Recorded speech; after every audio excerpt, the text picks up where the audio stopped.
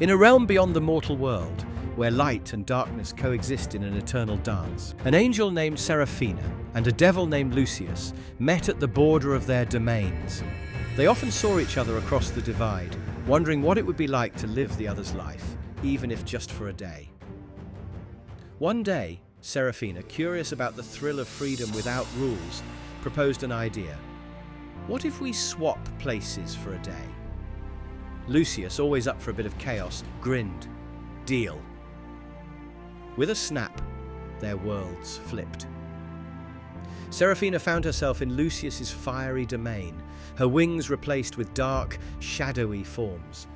The heat and noise were overwhelming, but Lucius's followers welcomed her with cheers and mischievous grins. At first it was exhilarating. She played pranks, ate whatever she wanted, and stayed up late without a care. But soon, she realized the chaos wasn't as glamorous as it seemed. The constant deceit, the lack of trust among Lucius's companions, and the emptiness after each reckless act started to weigh on her.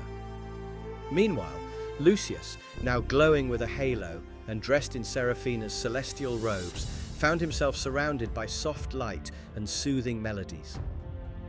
He thought spreading joy would be easy. How hard could smiling and helping be? But as he tried to mend broken wings and comfort those in sorrow, he discovered that true kindness wasn't about grand gestures. It was about patience, sincerity, and the small unseen acts that made others' lives brighter. It was exhausting, and he kept slipping, his devilish habits showing through in impatient outbursts and frustration when things didn't go perfectly. As the day wore on, Seraphina and Lucius began to see the cracks in their assumptions. Seraphina realized that being a devil wasn't just about fun, it was about the burden of mistrust and loneliness. Lucius, on the other hand, struggled with the heavy responsibility that came with goodness, learning that true kindness meant putting others before himself, something he had never done.